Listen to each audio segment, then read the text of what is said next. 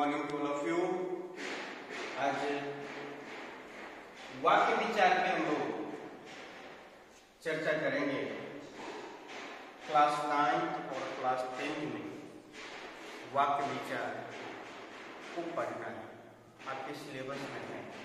अब तक आप लोग वर्ण परिचय, शब्द परिचय इस सब के बारे में पढ़े हैं, लेकिन 9th और 10th दोनों में वाक्य विचार और साथ ही उपसर्ग प्रत्यय के बारे में सब जैसे जैसे आपका सिलेबस है उस तरह से हम आपको जानकारी देते चले गए। आज मैं वाक्य विचार की चर्चा कर रहा हूं। वाक्य क्या है? शब्दों का सार्थक समूह वाक्य कहलाता है। शिक्षित व्यक्ति जिसको व्याकरण की जानकारी है वह वाक्य का प्रयोग क्रमबद्ध व्यवस्थित तरीके से अनुशासित रूप से वो करता है, जबकि उतनी जानकारी व्याकरण की नहीं है उनके नियमों का, तो शब्द वाक्य का प्रयोग करने में वो व्यवस्थित उसका नहीं होता। यहाँ पर सबसे पहले कि वाक्य किसे कहते हैं, वाक्य से आशय क्या है? तो मनुष्य के विचारों को जो पूर्णता से प्रकट करने वाली एक क्रिया से युक्त पद समूह वाक्य कहलाता है।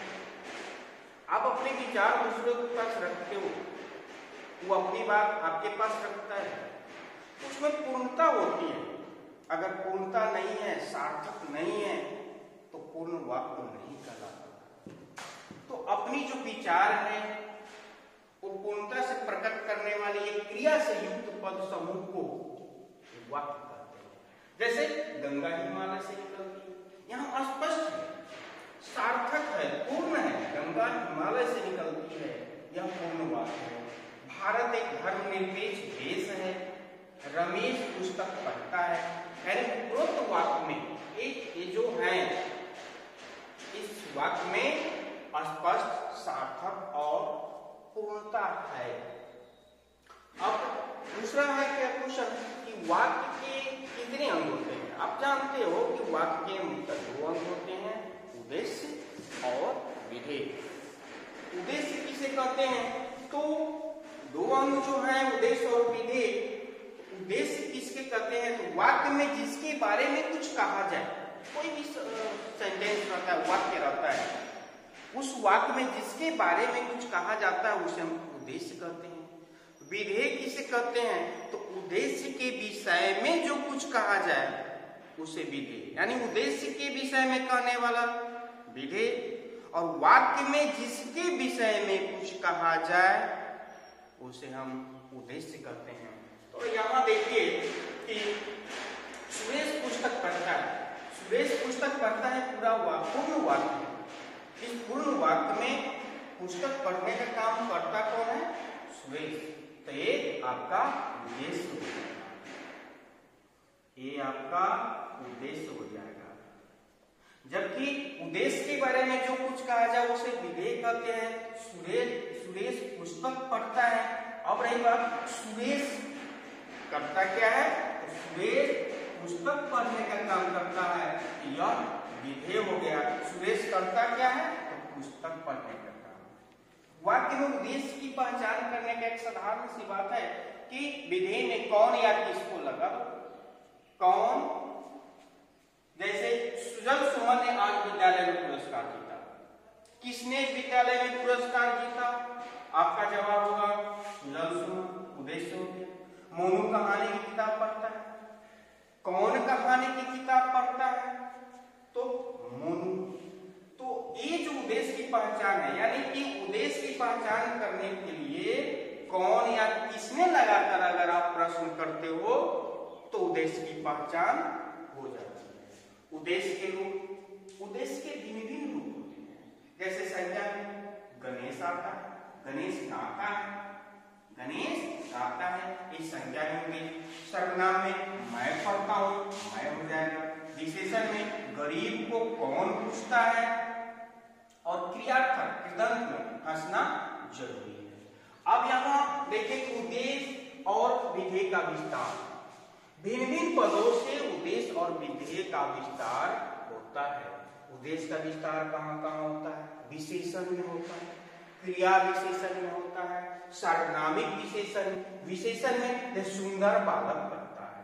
सुंदर बालक सुंदर विशेषण है। क्रिया विशेषण में बड़ा सुशील बालक है तो बड़ा ये हो जाएगा।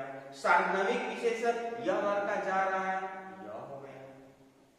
विधेय का विस्तार कारक में तलवार से मारा, किससे मारा?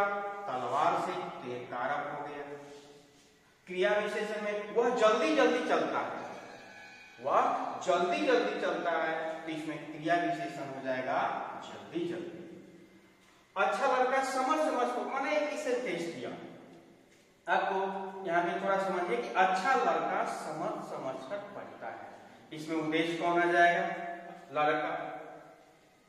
उद्देश्य लड़का, उद्देश्य का विस्तार अच्छा, लड़का कैसा है? अच्छा। तो यहाँ पर एक वाक्य का निर्माण हुआ, अच्छा लड़का समझ कर पढ़ता है। इसमें उद्देश्य लड़का है, लेकिन उद्देश्य का विस्तार कैसा है? वो लड़का कैसा है? अच्छा है कि बुरा है? तो लड़का अच्छा है तो उद्देश्य का विस्तार अच्छा।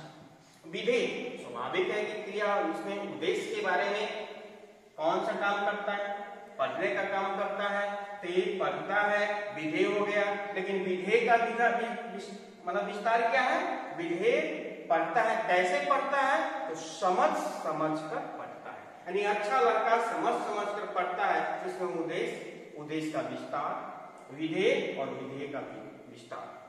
वाक्यांश किसे कहते हैं?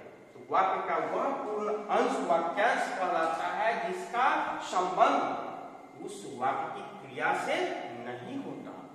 ध्यान दीजिए, भोजन करने के बाद मैंने फल खाया, यहाँ भोजन करने के बाद मैंने फल खाया, एक वाक्यांश आपका भोजन करने के बाद हो जाएगा।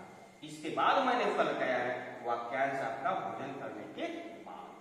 वाक्य खंड, वाक्य के उस टुकड़े या खंड को वाक्य खंड कहते हैं जिसमें क्रिया के रहते हुए भी पूर्ण अर्थ प्रकट नहीं होता। उसमें क्रिया है, उसके बावजूद भी उसका पूर्ण अर्थ प्रकट नहीं हो, वाक्य खंड कहलाते हैं। जैसे यहाँ देखिए, ज्यों ही वह आया त्यों ही मैं चला गया।